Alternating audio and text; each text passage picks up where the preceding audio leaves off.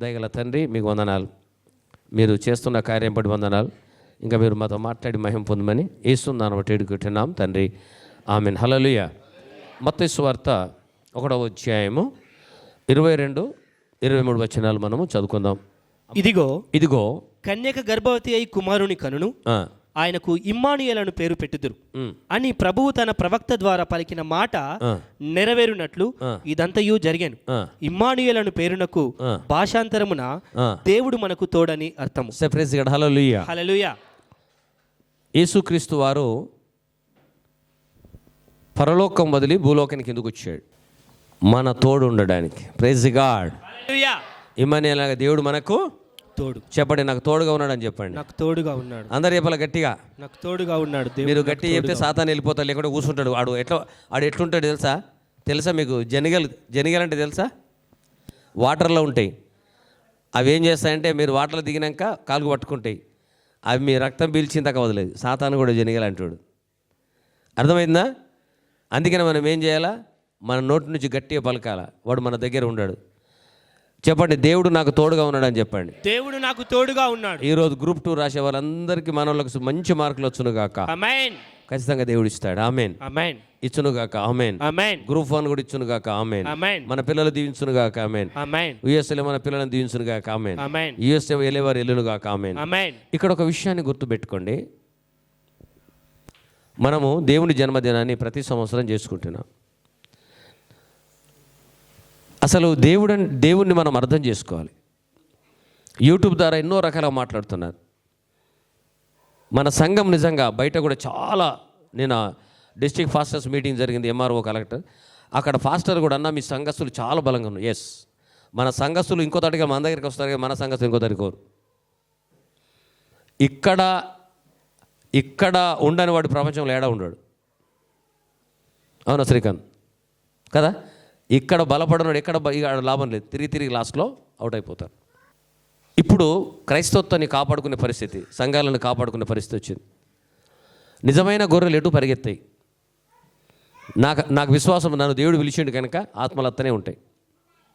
Don't doubt.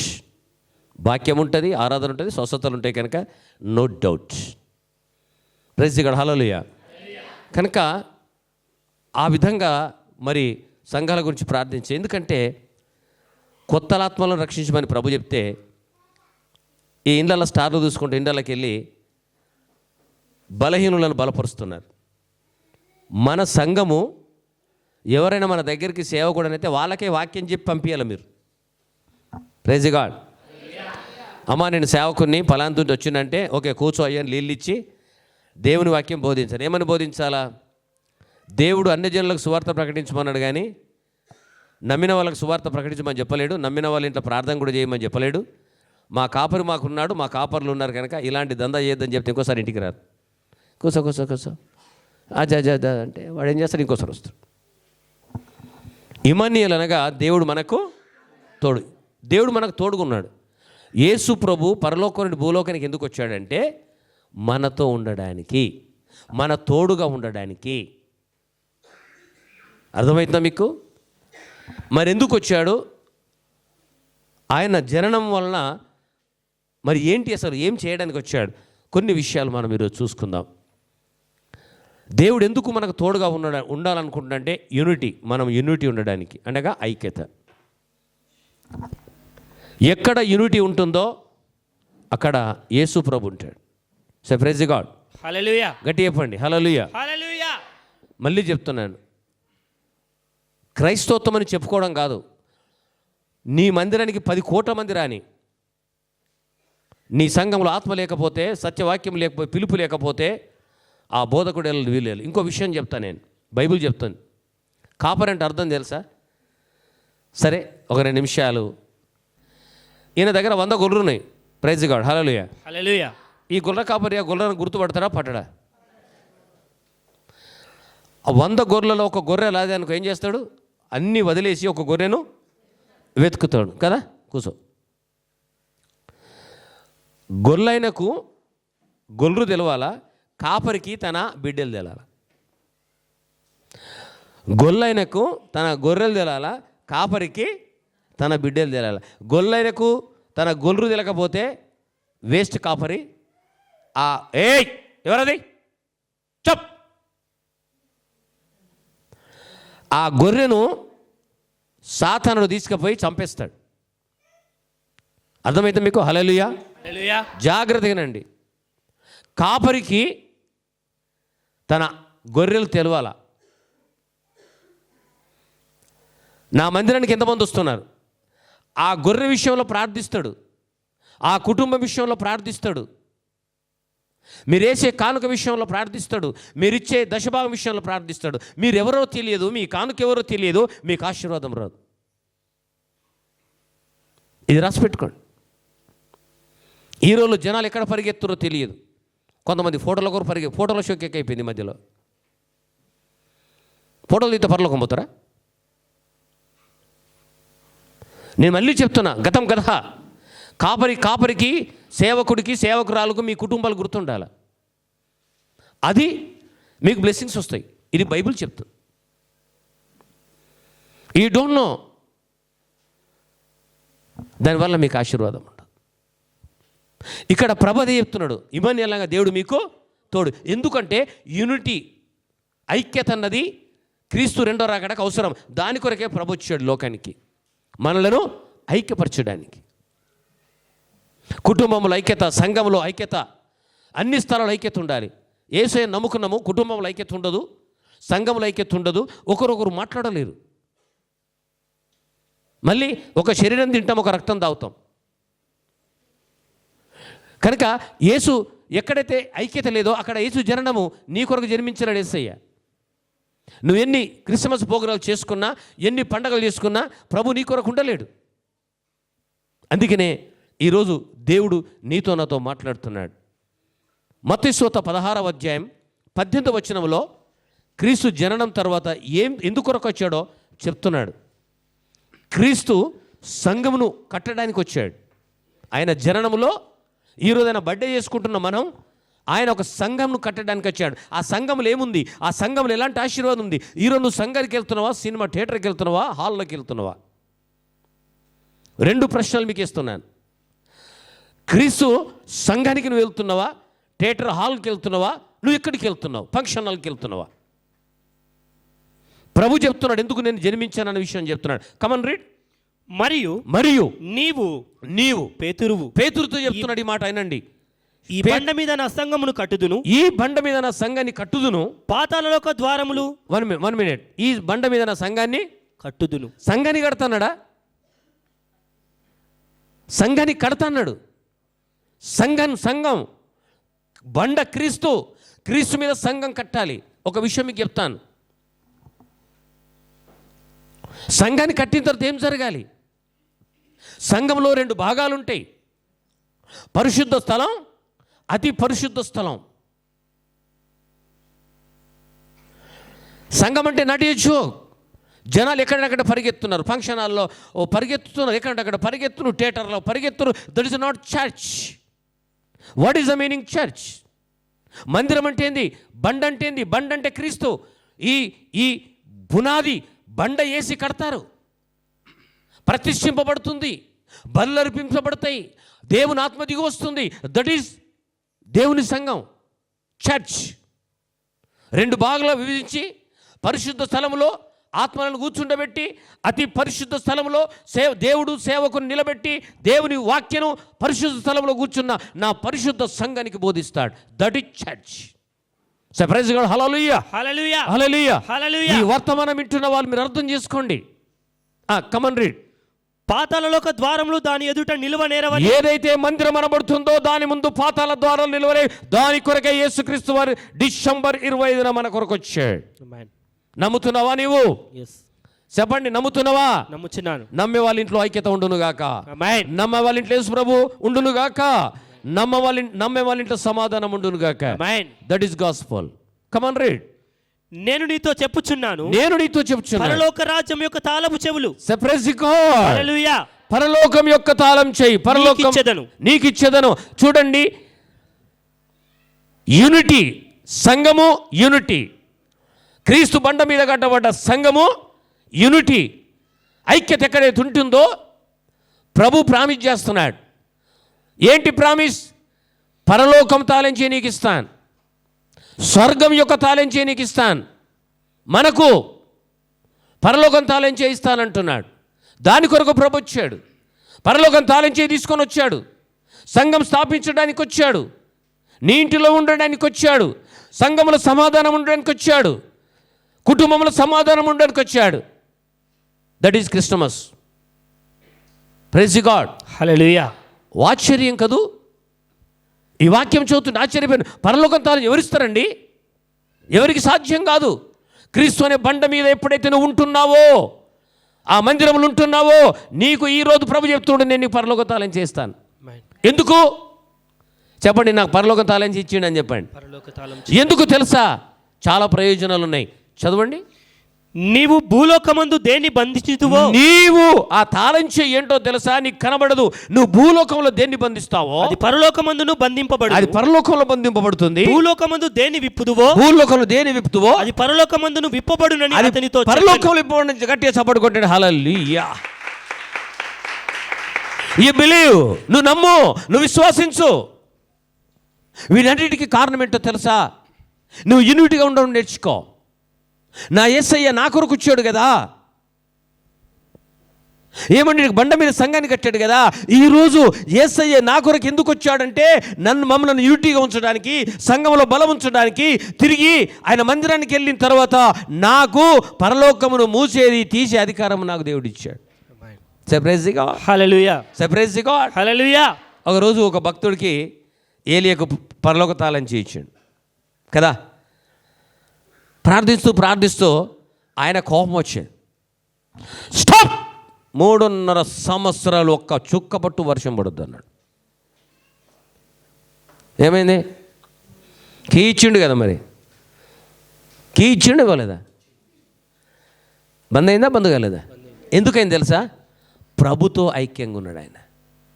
Praise God. Hallelujah. దేవునితో ఐక్యతగా ఉన్నాడు. దేవునితో మాట్లాడుతున్నాడు. దేవునితో సంభాషిస్తున్నాడు. You are also. దేవుని మందిరం కట్టబడాలా, దేవుని మందిరములో ఆరాధింపబడాలా, దేవుని మందిరములో నువ్వు వాక్యం వినాలా, దేవుని మందిరములో దేవుడు నీకు అధికారం ఇస్తాడు. అర్థమైందా మీకు? మందిరం అంటే అర్థమైందా? అది మందిరం. ఆ మందిరం కొరకు నేను ప్రాణం. పేతురు ఎటు వెళ్తున్నావు? ఈ మందిరము నా మందిరము, ప్రార్థన మందిరం. ఈ బండ మీద నా సంఘాన్ని కడతా పేతురు. అది నా మందిరం పేతురు. Not a cinema hall, not a function hall. అర్థమవుతుందా మీకు? మందిరం ప్రతిష్ఠింపబడాలి, పూజింపబడాలి, ఆరాధింపబడాలి, బలులు అర్పించాలి. That is my church. అక్కడ నేనుంటాను. అక్కడ నా మందాసం ఉంటుంది. అక్కడ ఆశీర్వాదం ఉంటుంది. దాని కొరకు నీ ఇంటిలో మందాసం ఇవ్వడానికి, నీ ఇంటిలో సమాధానం ఇవ్వడానికి, నీ ఇంటిలో యూనిటీ ఇవ్వడానికి, మనల్ని ఆశీర్వదించడానికి బాల యేసయ్య లోకానికి వచ్చాడు. ఏం తీసుకొని వచ్చాడో తెలుసా? నువ్వేం తీసుకొని పోతున్నావో తెలియదు, కానీ ఆయన ఏం తీసుకొని వచ్చాడో తెలుసా? పరలోకంకి తీసుకొని వచ్చాడు. ఎవరి కొరకు? నా కొరకు. ఒకరోజట దేవదూతలందరూ మీటింగ్ పెట్టుకున్నారట. అందరూ దేవదూతలు మీటింగ్ పెట్టుకొని మనం యేసయ్యను అడగవలసిందే. ఏమడుగుతారో? నువ్వు అడగంటున్నారట. పోదామన్నారు, బాగానే ఉంది. అందరు పోయినరట, నిలబడ్డారు. ఏం కాల, మీరు అందరి భూలోకంలో అక్కడెక్కడ పనులు చేయవలసింది పోయి ఎందుకు నిలబడ్డారంటే, ఎవరు చెప్తారు? నువ్వు చెప్పు. అప్పుడు ఒక దూత అన్నదట, అయ్యా మీతో మాట్లాడింది పెద్దోళ్ళంగా, మీరు మా దేవుడు. భూలోకంలో నువ్వు వదిలేసిన సువార్త, ప్రైజ్ గాడ్, భూలోకంలో నువ్వు వదిలేసిన సువార్త మేము ప్రకటించాలనుకుంటున్నాం. ఈ పాస్టర్సు ఒక్కొక్క గ్రామంలో, ఒక్కొక్క పల్లెల్లో చెప్తున్నారు. వచ్చేటోళ్ళు వస్తున్నారు, పోయేటోళ్ళు పోతున్నారు. కానీ మేము ప్రకటించాలనుకుంటున్నాం. పెద్దోళ్ళు వచ్చినప్పుడు చిన్నపిల్లల కింద కూర్చునేటండి.